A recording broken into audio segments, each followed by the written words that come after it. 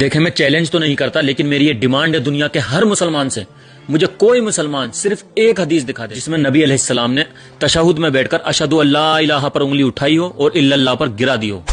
لیکن ہم تحقیق تو کرتے نہیں ہیں، بس جو اپنے بڑوں کو دیکھتے آئے ہیں بس اسی پر عمل کرنا شروع کر دیتے ہیں۔ لیکن حدیثوں میں تو ہمیں ملتا ہے کہ نبی علیہ السلام جب تشہد میں بیٹھا کرتے تو اس طرح کا حلقہ بنا لیا کرتے تھے، اور جب ہم اتحیات اور درود کے بعد جو دعائیں پڑھتے ہیں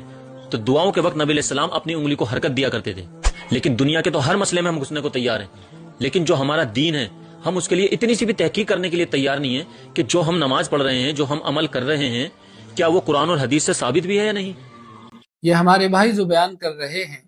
تشہد کے تعلق سے کہ کوئی بھی ایسی حدیث نہیں ہے کہ جس کے اندر یہ آیا ہو کہ اشہد اللہ الہ پر انگلی اٹھائی جائے اور الا اللہ پر انگلی کو گرا دیا جائے۔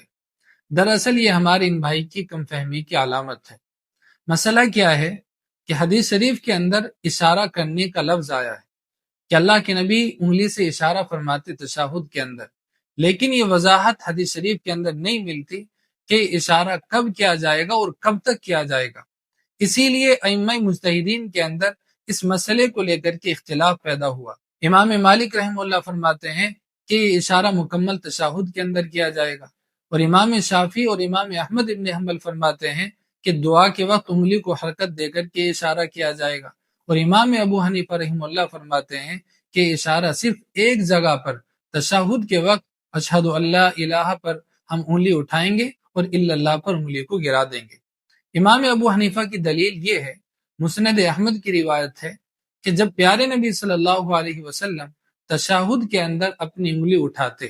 تو کان المشرکون یقولون، تو مشرکین کہتے کہ یسحر بہا، کہ محمد صلی اللہ علیہ وسلم اپنی اس انگلی کے ذریعے سے جادو کرتے ہیں۔ وکذبوا، جبکہ ان لوگوں نے جھوٹ بولا، ولکنہ التوحید، بلکہ یہ توحید کی علامت ہے۔ اور کلمہ توحید کے اندر دو حصے ہیں،